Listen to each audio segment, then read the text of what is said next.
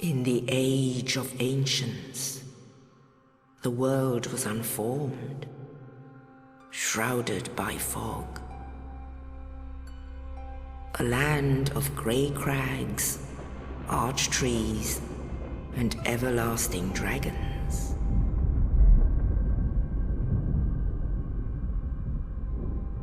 But then there was fire, and with fire came disparity. Heat and cold, life and death, and of course, light and dark.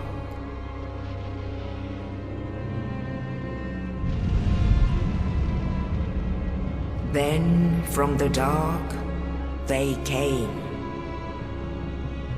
and found the souls of lords within the flame.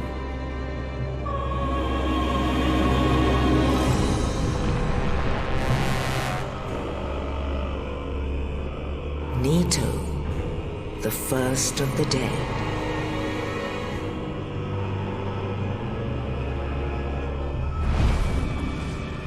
The witch of Asylum and her daughters of chaos. Gwyn, the lord of sunlight, and his faithful knights. And the furtive pygmy, so easily forgotten.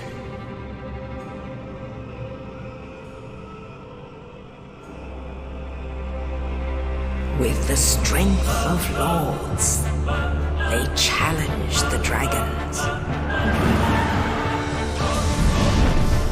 Gwyn's mighty bolts peeled apart their stone scales. The witches weaved great firestorms. Nito unleashed a miasma of death and disease. And Seath, the scaleless, betrayed his own, and the dragons were no more.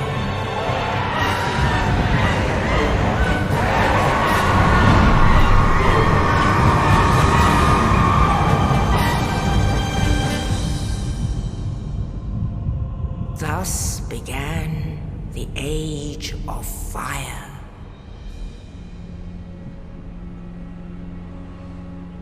But soon the flames will fade, and only dark will remain.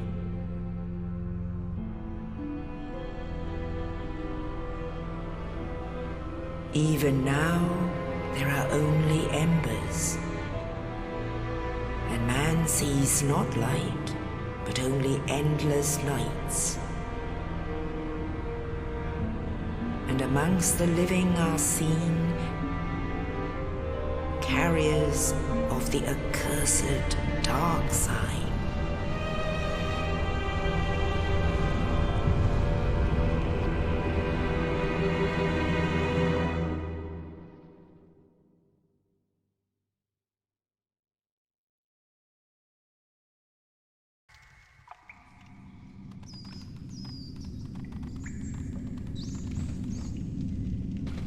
Yes, indeed. The dark sign brands the undead.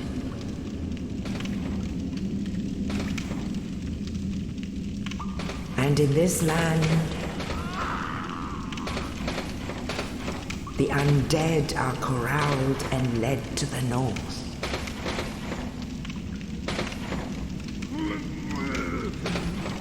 Where they are locked away to await the end of the world.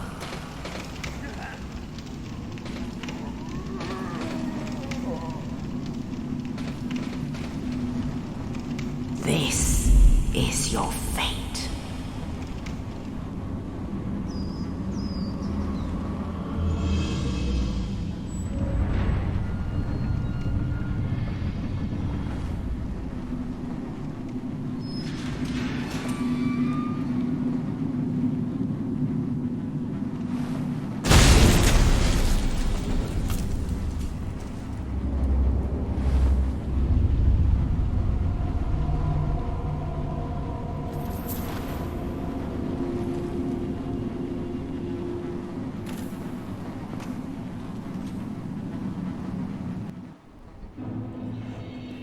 You know, you could have just, tossed me the item. You didn't have to throw a dead guy down here. It's just a matter of respect, you know? But, I guess I'll take it. Hello everybody, I'm Enzar17, and welcome back to Let's Play Dark Souls. As you can see, we have found ourselves in the Undead Asylum, not looking too great from the character that we created earlier. And we are, predictably, locked in this cell. But an enigmatic stranger has given us, well, potentially something helpful. And so it is, our dungeon cell key. Those blue flames are denotations of all pick-upable items. There's never any equipment that's just laying around. It is all in those universal little blue flame things. And lo and behold, we can now get out. As we go forward here, all these tutorials on the ground are to teach you controls. Later on, these messages can actually be from other players to help you out. But this hallway is one of the only peaceful places in this entire game. So if you're new to Souls, I would definitely suggest you read all these tutorials and get used to how attacking feels and how dodging feels, because it's going to be very important pretty much immediately outside of this tunnel. And they do give you these unfortunate little non-hostile guys to practice on if you would like.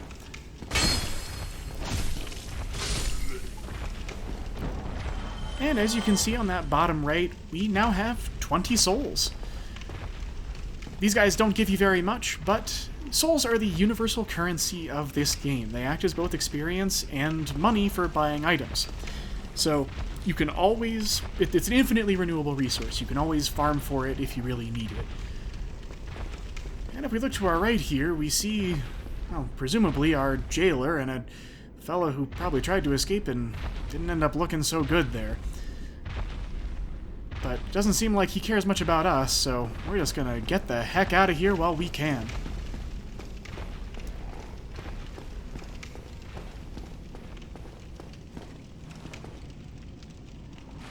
This is another handy little environmental tutorial. You move slower in water. You can hold down the B button, which is to sprint, and you'll sort of walk normally in water, but you can't sprint until you get up to decently solid ground. And with nowhere else to go, we might as well head up to this ladder.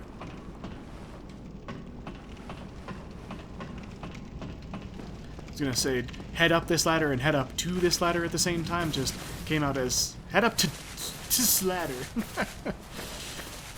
There's not much to see in this courtyard. It's actually rather bereft of anything normal besides this bonfire, which is the next major mechanic of this game. Rest at a bonfire and recover your HP. This also sets our checkpoint. If we die, we will return to the last bonfire that we rested on. So, if you ever head anywhere, be sure to rest at the bonfire that's outside of that area so that you don't get set too far back. And for now, our only option is to leave, so I guess we might as well do that. If you explore around this courtyard, you'll see that, as I said before, there's not really a whole lot to see. We've got this big old door here that's rather foreboding, as well as this little grate over here, but we can't get into this for the time being, so we're being a bit funneled towards the unfortunately quite intimidating door, so might as well see what's behind it.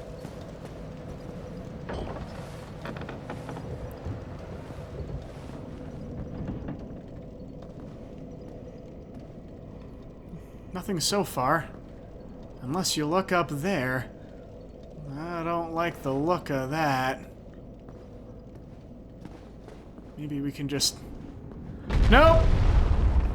This is our first boss. And as you can see, he deals a pretty significant amount of damage, and we don't really do anything to him with our current weapons. We can try to fight him, but... whew, he's given us a number.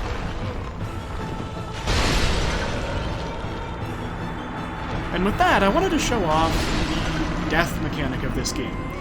If you're not already aware, Dark Souls has a unique death mechanic. The whole series does. You'll respawn here at your most recently rested bonfire, and as you can see in the bottom right, we have lost all of our souls. In the Souls games, if you die, all of your souls will be left where you died, and you have to get back to that point in order to pick them up again. As you can see, right there, they're sitting on the left. And as we know, if we go too far forward, we'll trigger that jailer.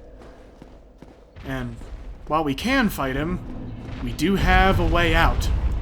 So, considering how little damage we do, we're just gonna bail on that fight. See if we can maybe find some better gear later on in this place.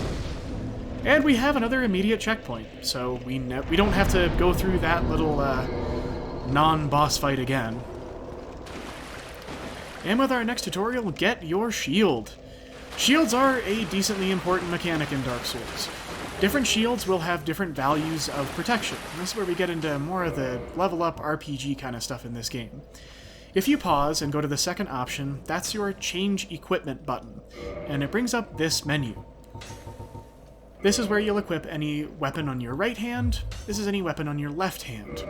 All characters are right-handed, so be sure to equip shields on your left hand, otherwise you'll try attacking with them, I believe. Yeah, and that's just not a decent thing. Shields do very little damage.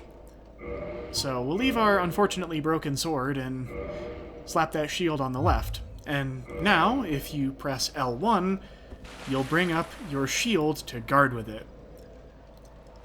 To go into the stats, go to the item and press Y. Or, you know, if you're using a PlayStation controller, I suppose triangle. And... there we go. So you have to click on the item and press X. I apologize for that slight confusion. Coming in here, this will give you the stats of whatever item it is.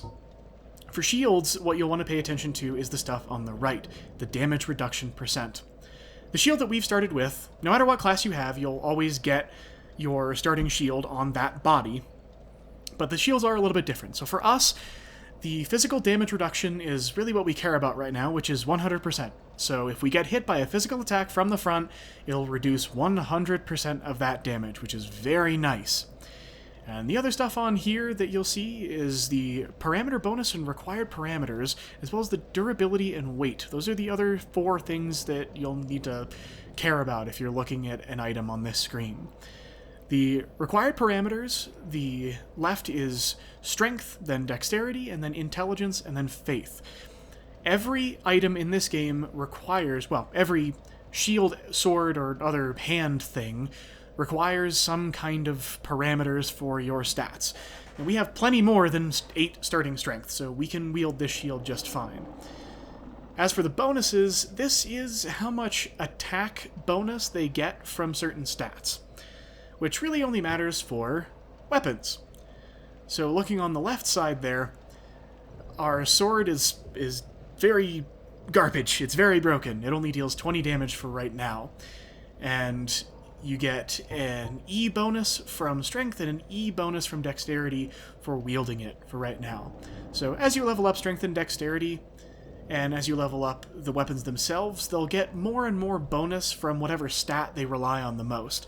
All the way up to some weapons will actually get an S bonus in whatever their attack stat is. And I believe you can go up to 40 in the stat, and you'll still be getting a pretty sizable bonus for things like that.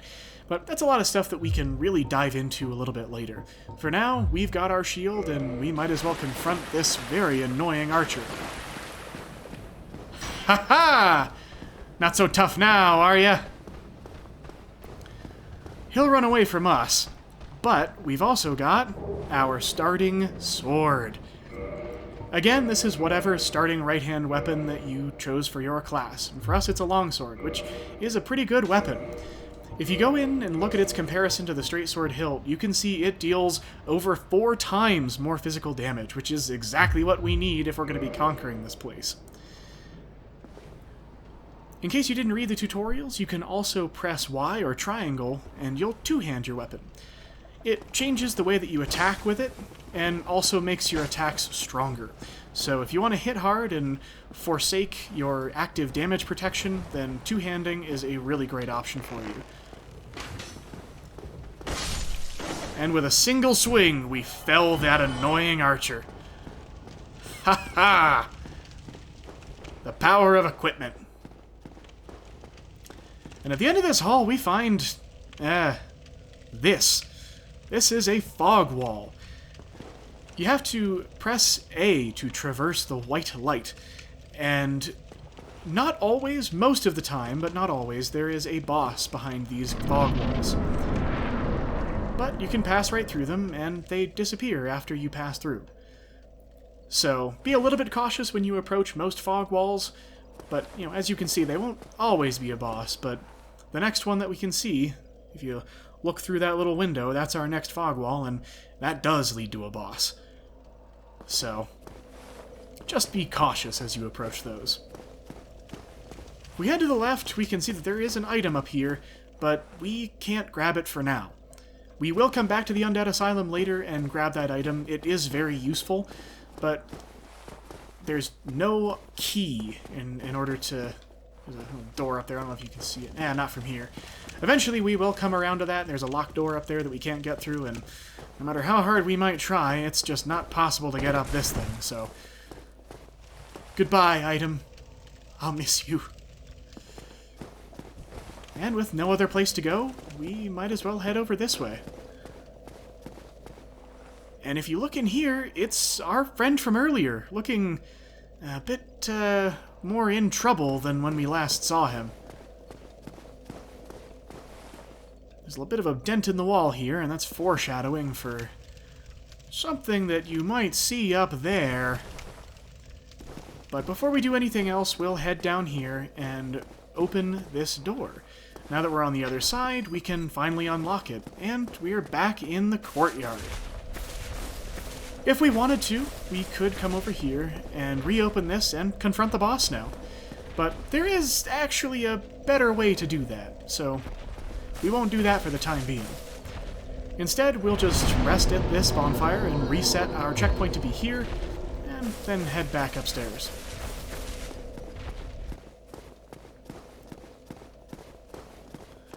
Now it's time to trigger this.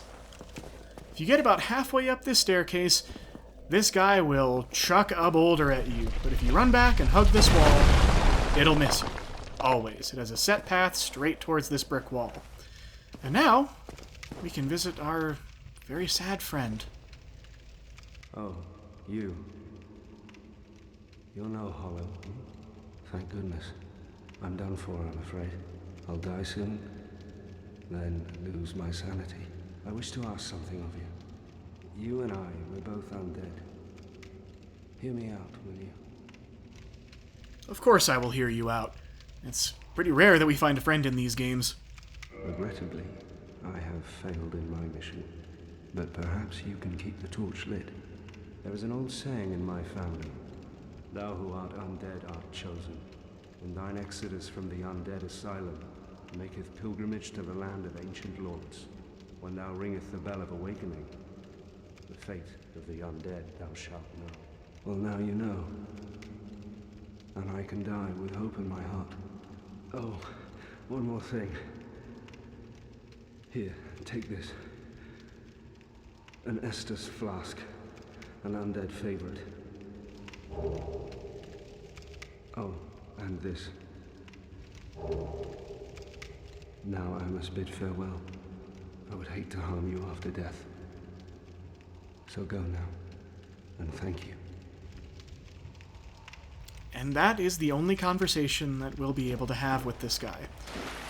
His name is Knight Oscar, and he gives us some of the most important information and items in the game. As you can see, it's X to hold item, which has already been equipped on our bottom slot there. I think now is as good of a point as any to explain how that works.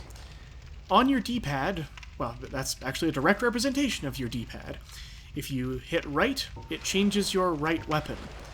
And that's what this slot is for. If you want to equip two weapons at the same time, you can actually switch between them, but it will increase your character's weight, so not always the best unless you have a high endurance.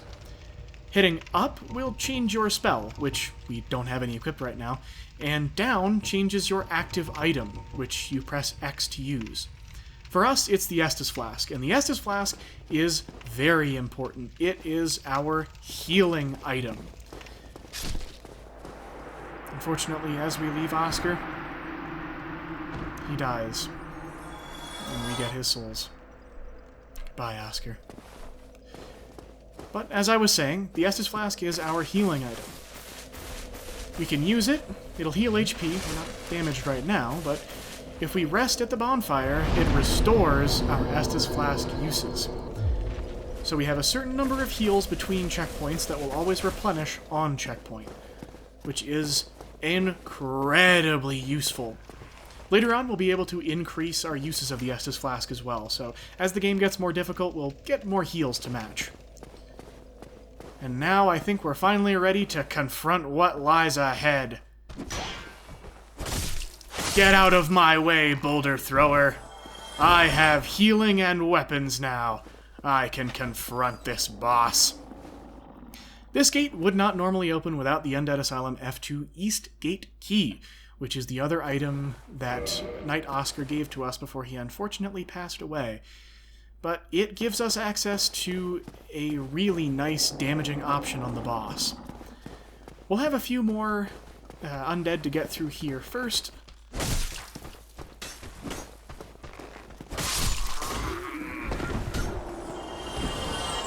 Unfortunately, another one of these archers.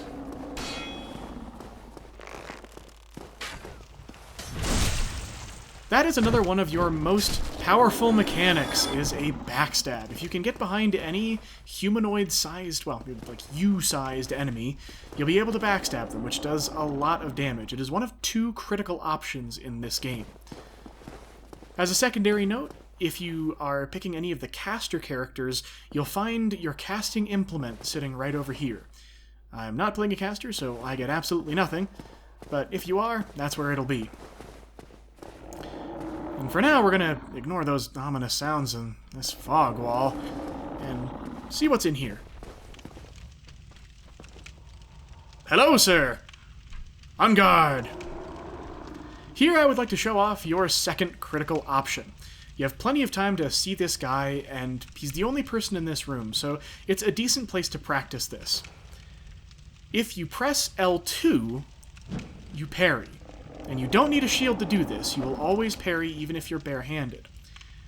For a lot of enemies in this game, especially anything that is your size, if they attack and you hit L2 just at the right time, you'll parry them, and it leaves them open for a critical attack.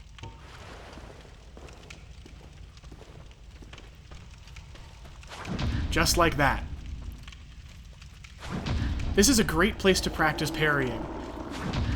And thankfully in this game, it's actually relatively easy. Alright, we'll put this guy out of his misery.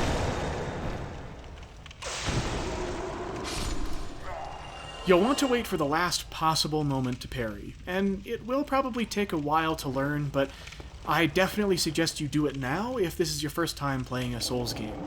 Learning how to parry is an essential function of the Souls games. And you're going to find yourself in a lot of pretty bad positions if you don't know how to do it. And this is that door I was talking about earlier. Oop. Haha, wrong button.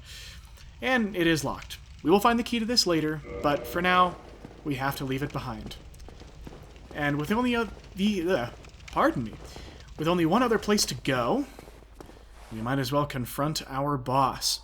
But this time, we have the upper hand. We are on a ledge, and if we walk off of this ledge and press the attack button, we'll get a plunging attack. How do you like that damage? Ha ha ha ha! And of course, no matter what, we do a lot more damage to this guy now. Plunging attacks are only unique for, I believe, one other boss in this game, but they are pretty useful if you need to attack an enemy from a ledge, and the game teaches you organically how to do that, which I think is pretty cool. now that we've got the upper hand on this guy... Ooh. Still got a hit in on me. But now that we've got the upper hand on this guy, we can have a much easier time finishing him off. The other thing I'd like to show off is the dodge roll, which I'm not doing very well right now, but when an enemy swings at you, you'll have a certain number of invincibility frames to roll away from it. Essentially, you'll be rolling through or under or around most attacks. As you can see there, I rolled into his swing and I didn't take any damage. This is the other essential mechanic, aside from parrying, that you'll use to deflect and get away from attacks in this game.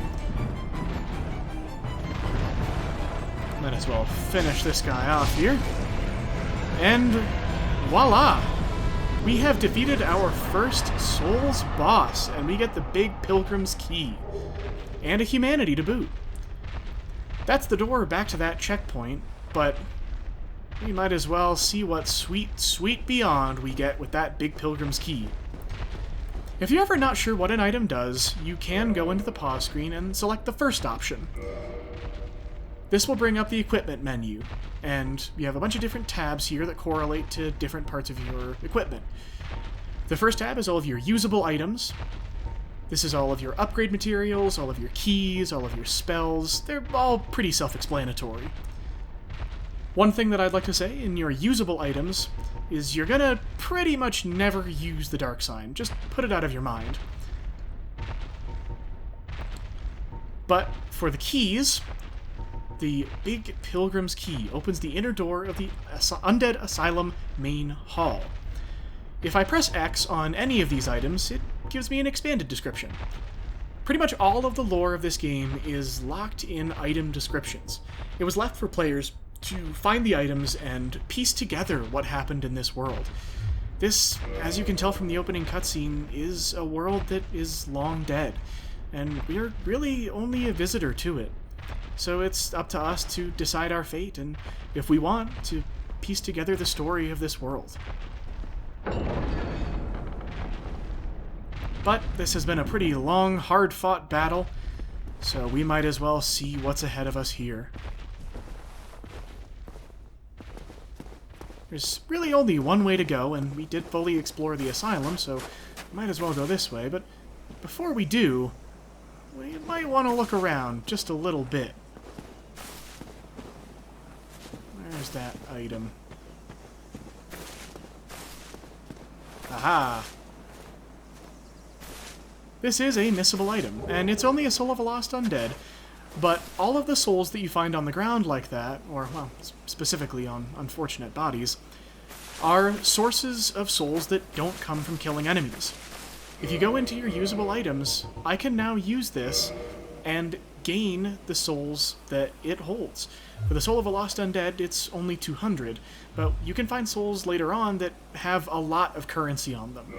So if you lose all your souls and you don't want to go and farm them all back, then you can use those hard items, and they're guaranteed, they'll never leave your inventory unless you use them, and they're guaranteed to give you a certain amount of souls. That was the other part of the death mechanic that I didn't talk about. If you die, and your souls are left on the ground, and you die before you get back to them, you lose your souls forever. So those are a great way to keep souls on your person in case you need to get in an extra upgrade before you fight a boss a second time. But that's the only thing that we can find here, so I suppose the only thing left to do is see what awaits us.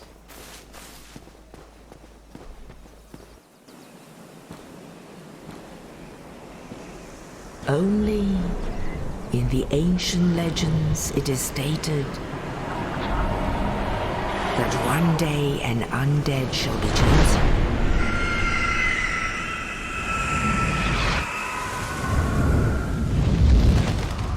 To leave the undead asylum in pilgrimage to the land of the ancient lords.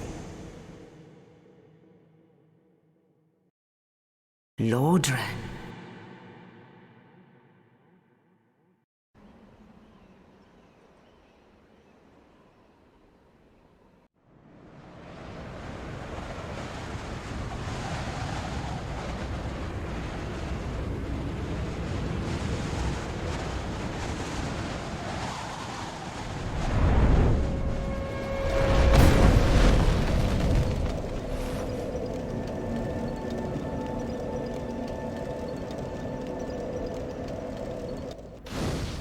And thus, we find ourselves in Lordran, the location of the full rest of the game. We finally got out of the Undead Asylum, and we've been dropped off to this relatively nondescript place, to be honest. But with that, I think this is a good place as any to leave off. Next time, we'll explore everything that Firelink Shrine has to offer, and talk about where we're supposed to go now. But for now, thank you for joining me on this episode of Let's Play Dark Souls, and I will see you in the next video.